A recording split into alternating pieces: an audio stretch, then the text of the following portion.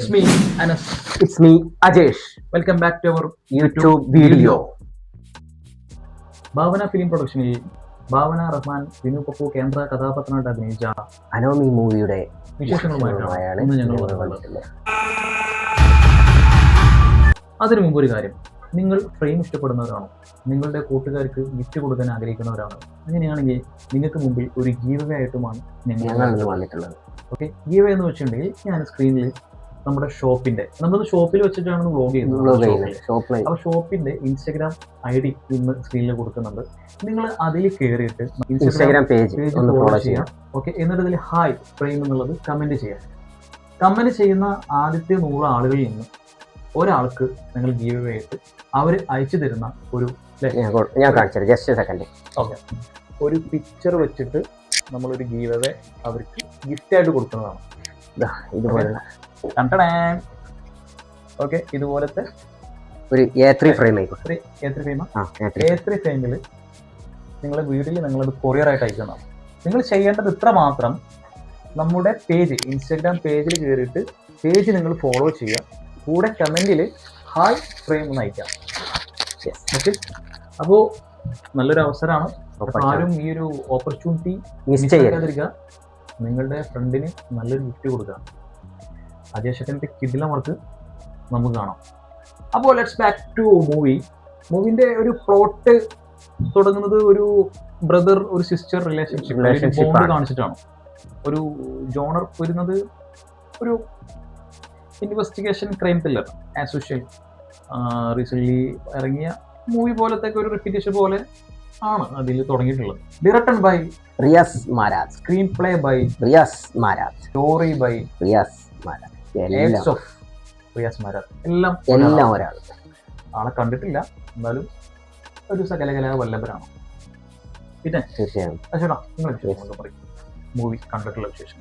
ആ മൂവിയിലോട്ട് വരുമ്പോൾ ഭാവനയുടെ ഒരു ഗംഭീര തിരിച്ചുവരവ് എന്ന് പറയാൻ പറ്റും. ഭാവനയുടെ ഗംഭീര തിരിച്ചുവരവ് തന്നെ പറയാതെ. ഈ സിനിമയെ സംബന്ധിച്ച് ഭാവന ഏറെ കാലത്തിന് ശേഷം ഒരു നല്ലൊരു തിരിച്ചുവരവാണ്. ഒരു അഭിനയ പ്രാധാന്യമുള്ളതെന്ന് വേണമെങ്കിൽ പറയാം. അതെ അതെ അതെ, അഭിനയ പ്രാധാന്യം കാഴ്ചവെച്ചിട്ടുണ്ട് ഈ പടത്തിൽ. ഒരു സൈഫൈ എന്നുള്ള രീതിയിലാണ് ഇത് പോർട്രേറ്റ് ചെയ്തിട്ടുള്ളത്. മൂവി നമ്മൾ ഈ സ്ട്രേഞ്ചർ തിങ്സ് ഒക്കെ പോലെ സൈഫൈ നല്ല കോൺസെപ്റ്റ് ആണ് അവർ ഇതിലേക്കും കൊണ്ടുവന്നിട്ടുള്ളത്. അതിൽ അവർക്ക് സക്സസ് ആയില്ല. പിന്നെ ഒരു ഫസ്റ്റ് ഹാഫ് ചെറിയൊരു ലാഗ് സൈഫൈ പോലത്തെ മൂവികൾ ആളുകൾ ശരിക്കും നമുക്ക് അക്സെപ്റ്റ് ചെയ്യാം. പക്ഷെ ചില മൂവികളിൽ ഒരു ചെറിയ ലാഗ്, മൈന്യൂട്ട് ലാഗ് നമുക്ക് ഫീൽ ചെയ്തിട്ടുണ്ടായിരുന്നു. പക്ഷെ അത് സിനിമനെ ഒട്ടും മോശമാക്കിയില്ല. സെക്കൻഡ് ഹാഫ് മുതൽ അവർ പോർട്രേറ്റ് ചെയ്തിട്ടുള്ള പല വിഷ്വൽ പ്രസൻസ്, സൗണ്ട് അതുപോലെ തന്നെ ഇതിന് BGM നമുക്ക് എടുത്തു പറയാവുന്നതാണ്. BGM സ്കോർ, ഇതിന്റെ ഒരു ലൊക്കേഷൻസ്, ഒരു ക്ലൈമാക്സ് ഒക്കെ അടിപൊളിയാണ്. ഫൈറ്റ് സീക്വൻസ് ഒന്നും കൂടി അത് കുറച്ചൊരു ആർട്ടിഫിഷ്യൽ ആയിട്ട് ഫീൽ ചെയ്തു. പക്ഷെ എന്നാലും റഹ്മാന്റെ ഒരു സ്വാഗ്, റഹ്മാന്റെ ഒരു തിരിച്ചുവരവും ഭാവനയുടെ ഒരു തിരിച്ചുവരവും, അങ്ങനെ രണ്ടും പറയാം. അങ്ങനെ വേണമെങ്കിൽ പറയാം. ഇത് ഇതിന്റെ സ്ക്രീൻ പ്ലേ കുറിച്ച് പറയുകയാണെങ്കിൽ എന്താണ് എന്റെ ഒരു അഭിപ്രായം? സ്ക്രീൻ പ്ലേ, അതായത് ഫ്രെയിമുകളൊക്കെ ചില സീക്വൻസിലൊക്കെ, അതായത് ചില വിഷ്വൽസ് ഒക്കെ അടിപൊളിയായിട്ട് പെർഫെക്റ്റ് ആയിട്ട് ചെയ്തിട്ടുണ്ട്. അതുപോലെ തന്നെ സ്ക്രീൻ പ്ലേന്റെ കേസിൽ ഇപ്പോൾ റഹ്മാന്റെ ചില ആക്ടിങ് ഒക്കെ വരുമ്പോൾ ഭയങ്കര ഒരു കാറിലൊക്കെ ഓടിക്കുമ്പോൾ ഭയങ്കര സ്ക്രീൻ പ്ലേ. ലാസ്റ്റ് ഫൈറ്റ് കുറച്ച് ആർട്ടിഫിഷ്യലാണ്.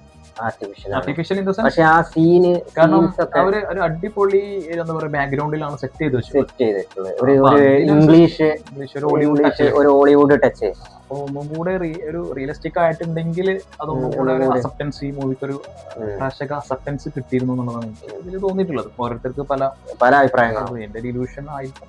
ഒരു ഓവറോൾ ഒരു നൈസ് പടമാണ്, കണ്ടിരിക്കാം. എന്റെ അഭിപ്രായത്തില് ഒരു ആവറേജ്, ഒരു മാജിക്കൽ ഒന്നും പറയാൻ പറ്റില്ല. പക്ഷെ എന്നാലും ചില ഫ്രെയിമുകൾ, ചില വിഷ്വൽസുകൾ, അതായത് ചില ക്രിയേഷൻസ്, അത് ചില സ്ഥലങ്ങളൊക്കെ അടിപൊളിയായിരുന്നു. പിന്നെ എടുത്തു പറയാനുള്ളത് ഇതിന്റെ ബാക്ക്ഗ്രൗണ്ട് സ്കോറാണ്. അതായത് ഒരു സ്റ്റാർട്ടിങ് മുതൽ ഇനീഷ്യൽ ടൈം മുതൽ എൻ്റെ വരെ ത്രൂ ഔട്ട് ഇതിന്റെ ബാക്ക്ഗ്രൗണ്ട് ഒരു ഹർഷവർദ്ധനാണ് ഇതിന്റെ മ്യൂസിക് ചെയ്തിട്ടുള്ളത്.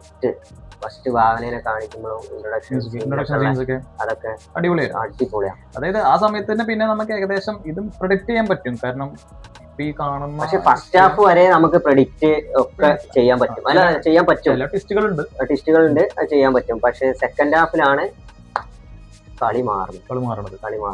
അതായത് അതുവരെ ഉറങ്ങിക്കിടക്കുന്ന റഹ്മാനൊക്കെ പിന്നെ ഭയങ്കരമായിട്ട് ആക്റ്റീവായി.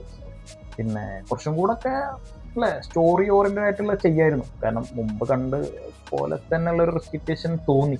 ഭാവനന്റെ ഒരു സിനിമ എന്നുള്ള ഒരു കൺസെപ്റ്റിലാണ് വരുന്നത്. പുതുമുഖങ്ങൾക്ക് നല്ലൊരു അവസരം കൊടുത്തിട്ടുണ്ട്. എന്താ ഭാവന, റഹ്മാന്, പിന്നെ ബിനു, പപ്പു, അർജുൻ ലാല് ഇവരെ ഒഴിച്ച് ബാക്കി എല്ലാ ആളുകളും കുറെ നമ്മള് കാണാത്ത പുതിയ ആളുകളാണ്. അപ്പൊ മൂവിന്റെ ഫസ്റ്റ് വരെ ഭാവനയാണ് പടം കൊണ്ടുപോകുന്നത്. ഹാഫ് ടൈമിന് ശേഷം പിന്നെ ഫുള്ള് റഹ്മാന്റെ കയ്യിലാണ്. റഹ്മാൻ അത് പെർഫെക്റ്റ് ആയിട്ട് ചെയ്തു. ലാസ്റ്റുകളൊക്കെ ഓക്കെയാണ്. ഭാവന അടിപൊളിയായിട്ട് ചെയ്തു, ബിനു പപ്പ അടിപൊളിയായിട്ട് ചെയ്തു, റഹ്മാൻ അടിപൊളിയായിട്ട് ചെയ്തു. ഓക്കെ, അപ്പൊ ഒരു വരവുണ്ട്, അതാണ് ഏറ്റവും അടിപൊളി. അത് ഇത്രയാണ് നമ്മുടെ മൂവി വിശേഷങ്ങൾ.